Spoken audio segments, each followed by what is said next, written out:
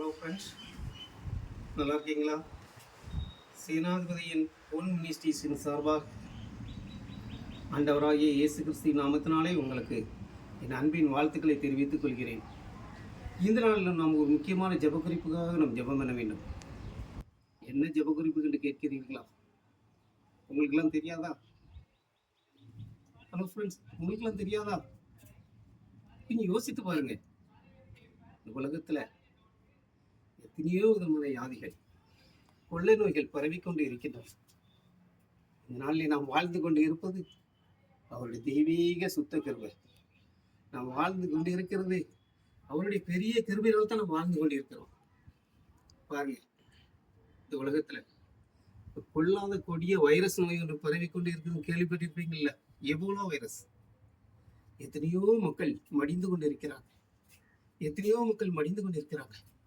கொரோனாவை விட மேலானது என்று சொல்லியிருக்கிறார்கள். நாம் ஜெபிக்க வேண்டும், ஊக்கமாக ஜெபிக்க வேண்டும், கவனமாக ஜெபிக்க வேண்டும். ஆண்டவருடைய சமூகத்திலே முழங்கால் படிட்டு எந்த ஒரு மக்களும் பாதிக்கப்படும். சிறுவர்கள் முதல் பெரியவர்கள் வரை இறக்கவே கூடாது. அந்த நோயினால் பாதிப்பு அடையவே கூடாது. அதற்காக நாம் முழங்கால் படிட்டு ஒரு நிமிடம் ஆண்டவரை நோக்கி, ஆண்டவரே, இந்த வார நோய்கள் எங்களை தாக்கக்கூடாதப்பா, உடைய சமூகத்தில் நாங்கள் விண்ணப்பம் பண்ணுகிறோம் என்று சொல்லி கண்ணீரோடு ஒரு நிமிடம் கண்களை மூடி ஆண்டவருடைய சமூகத்திலே நாம் விண்ணப்பம் பண்ணுவோமா?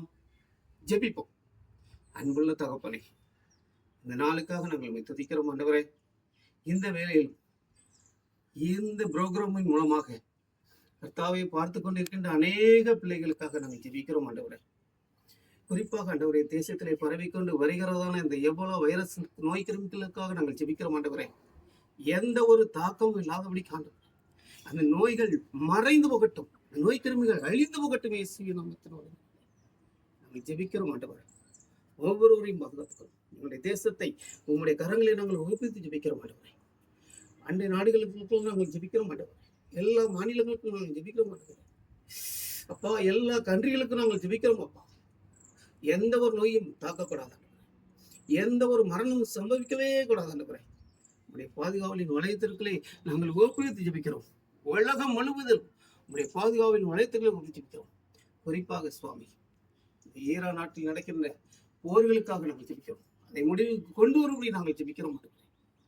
உடைய ஒத்தாசை எங்களுக்கு அனுப்பும், உடைய பாதுகாவலை எங்களை அனுப்பும்.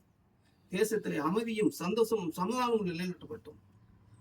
இயேசு நாமத்தினால் ஜெபித்து ஆசீர்வாதத்தை பெற்றுக் கொள்கிறோம் எங்கள் ஜீவன் நல்ல பிதாவே.